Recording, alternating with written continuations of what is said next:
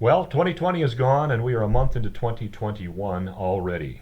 This being late January, it means that we have our 2020 financial reports completed, getting ready for the audit that we do every year. I want to commend all staff for the great work you did in 2020. We had significant challenges, but you performed well in all areas, even financially. Did we finish the year where we wanted to be? No. But your work meant that we finished the year financially an awful lot better than it could have been.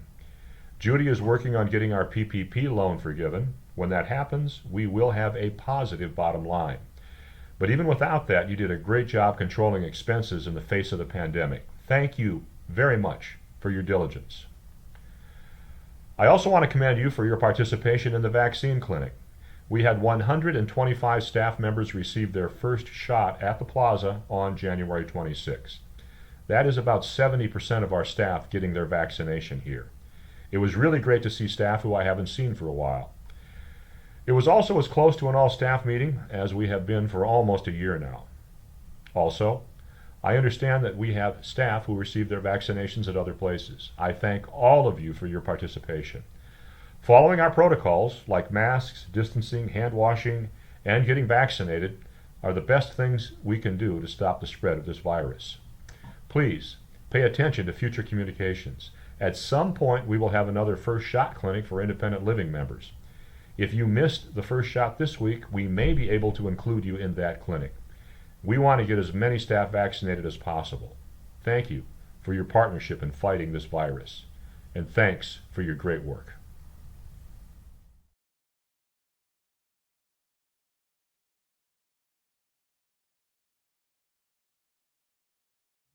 Hi, Christina. You are January's Employee of the Month. You have been such an incredible addition to this HR team. Your positive attitude and friendly spirit is infectious. You are always willing and eager to help employees and managers, and this last month you really went above and beyond with helping with the vaccination clinic. Christina, you are awesome, and I'm so grateful to have you on our team. All right. Congratulations. Thank you. Thank you.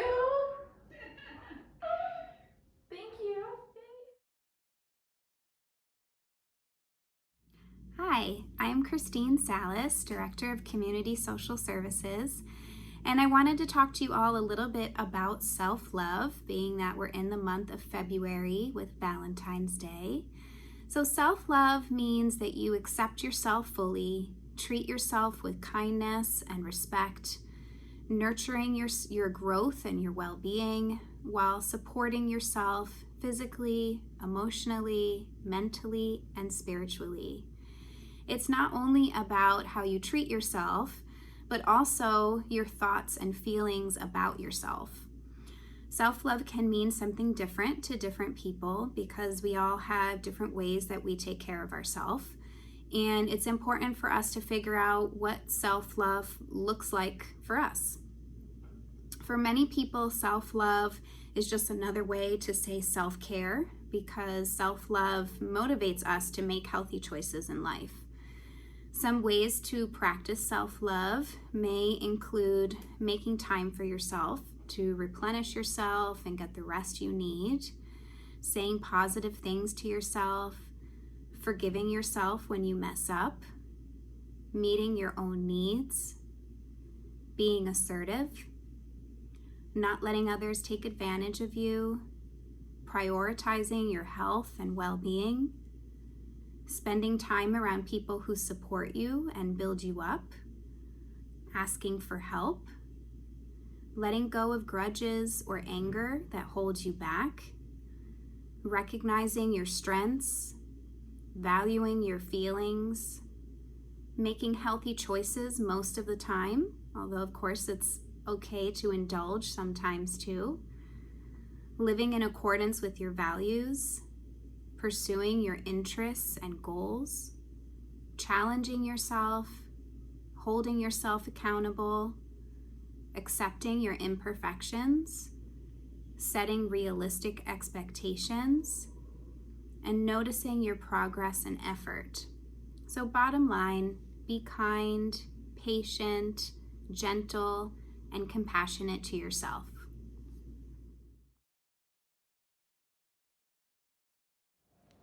Hi, Hi guys, it's Rachel from the Wellness Center, and I'm here to do a little PSA about these little paper masks that we're using very frequently these days.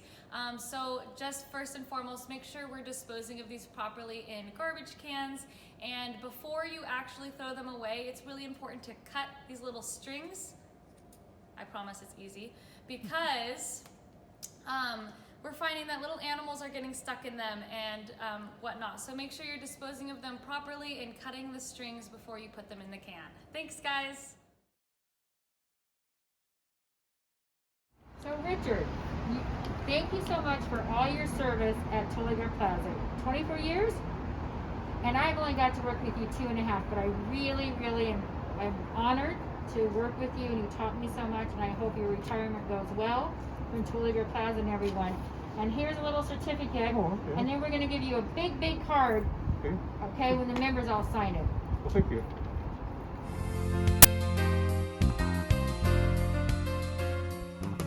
Hi, I'm Joel with the Bremerton Fire Department. I'd like to take a moment to talk with you about fire extinguishers. Fire extinguishers are a safe, effective tool for extinguishing small fires. When it comes to fire, be smart. This fire extinguisher, which most people have in their home, will discharge its entire contents in 10 to 15 seconds. That is why we use fire extinguishers on small fires. Fire extinguishers are rated A, B, and C fires. A being ordinary combustibles such as paper and wood products. B being flammable and combustible liquids such as gas. C for electrical fires such as your toaster or blender. To use the extinguisher, remember pass. Pull, aim, squeeze, and sweep. Pull the pin.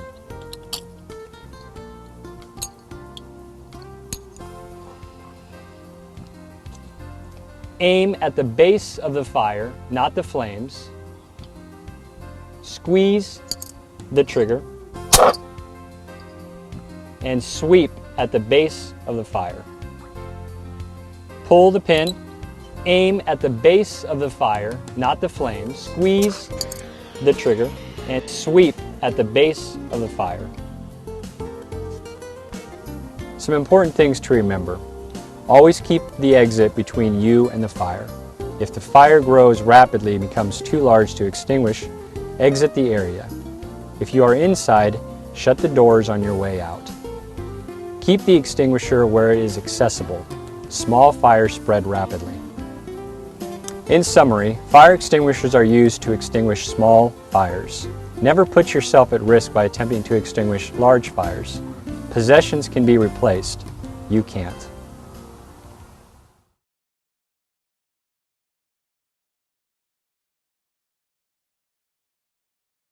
Hello, I'm Mandy Brenchley, VP of Health and Wellness at Terwilliger Plaza, here to talk to you about the COVID-19 vaccination. There is beginning to be more and more details about the COVID-19 vaccine, and this is an evolving situation, so we'll begin with letting you know what we currently know. As we learn more, additional information will be forthcoming. Let's begin by discussing the importance of getting vaccinated. Getting vaccinated is the best way we can control the spread of COVID-19 in our community. It is the best tool we have to help us end the COVID-19 pandemic in Oregon. It can prevent you, your family, and those we care for at Terwilliger Plaza from becoming seriously ill. Getting vaccinated brings us one step closer to getting back to a normal life. We know that there are a lot of questions about the COVID-19 vaccine that are causing you to consider whether or not you should receive the vaccine when it becomes available. Some of you are adopting the wait and see approach, while others are questioning the safety and efficacy of the vaccine. The information we are sharing with you today will attempt to address some of your concerns, along with answering other important questions associated with the vaccine.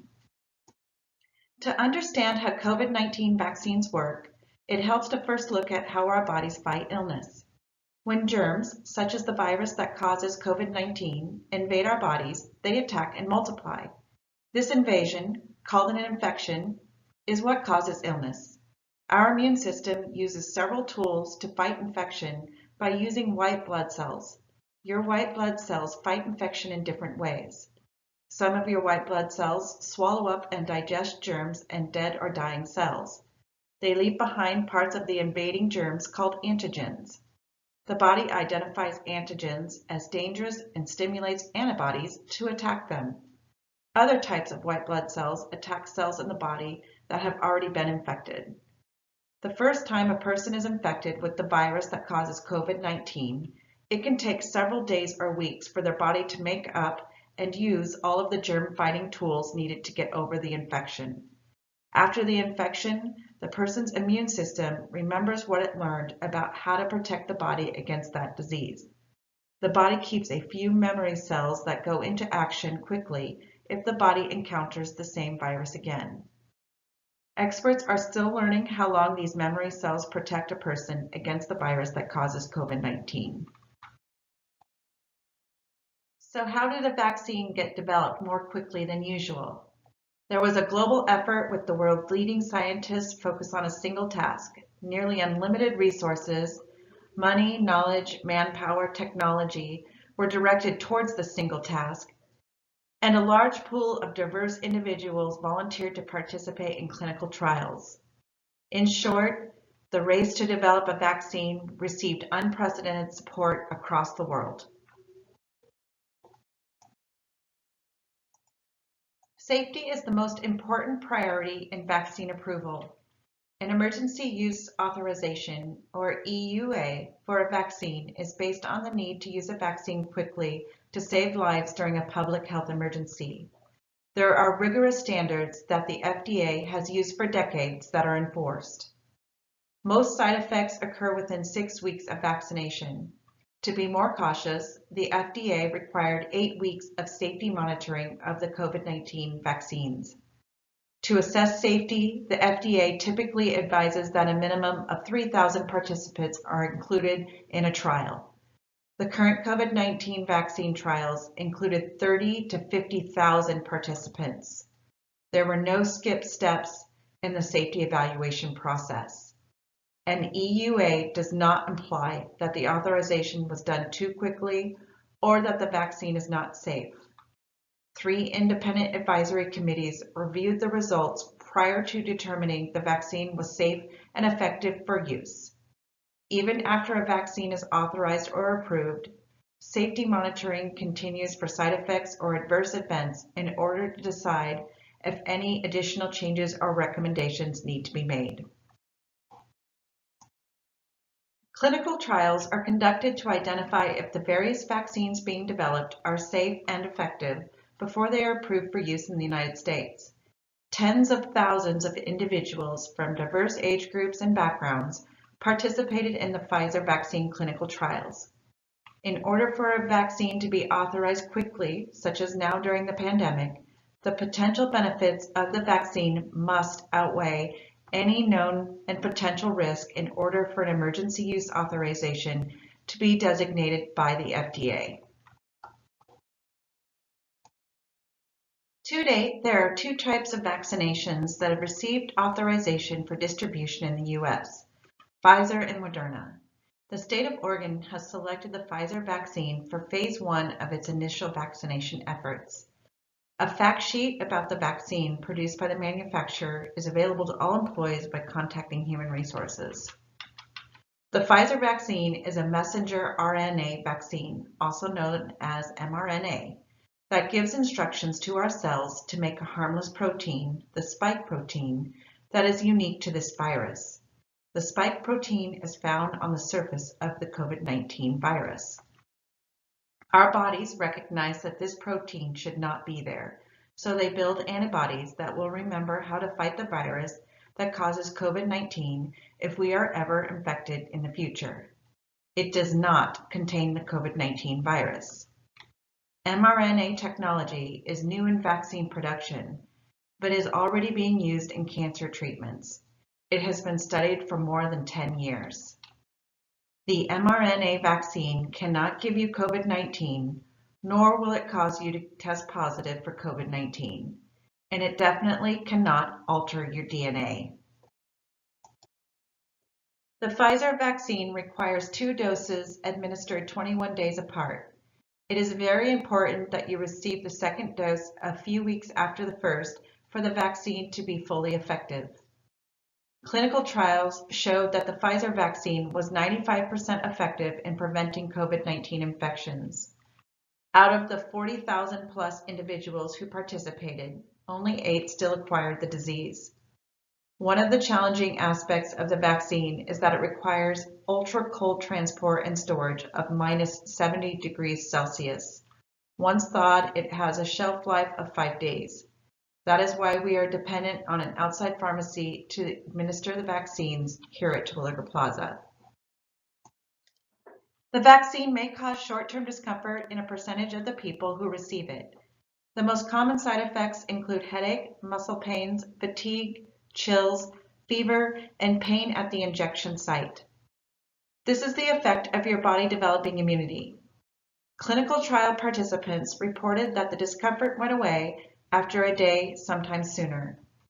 When you receive the second dose of the vaccine, the discomfort can be more pronounced. This is a normal reaction, so be prepared. This does not mean that the vaccine has given you COVID-19. Rather, this means that the vaccine is causing your body's immune system to react and create antibodies to fight off the virus. In other words, if you feel some discomfort, then the vaccine is doing its job. These are minor side effects in contrast to actually contracting the disease, which can attack your lungs and have much more severe and long-lasting health ramifications, including the risk of death. As mentioned before, we know that you have a lot of questions about getting vaccinated. Following are answers to a number of commonly asked questions. A frequently asked questions handout is also available through Human Resources and will be updated regularly as needed. Vaccination in the initial phase of Oregon's COVID-19 vaccination program will be offered to healthcare personnel and residents of long-term care communities. All employees of Terwilliger Plaza and members living in the Metcalf and Terrace are eligible to receive the vaccine. Terwilliger Plaza is taking the position that getting vaccinated is not a job requirement. However, we strongly encourage everyone to take this opportunity to get the vaccination. It will protect you, your family, the general population, and our members who are still the most vulnerable. It is unclear when independent living members will have access to the vaccine. The vaccine consists of 2 doses, administered 3 to 4 weeks apart. Protection occurs 1 to 2 weeks after the second dose. It is still unclear how long the vaccine will be protective once we receive it. Only time will tell as research continues. It is possible we may need to have vaccine shots for COVID-19 on a regular basis, similar to the flu shot. Stopping the virus will require a significant amount of people to become immune. Scientists estimate it will take at least 70% of the population to get vaccinated in order to achieve herd immunity.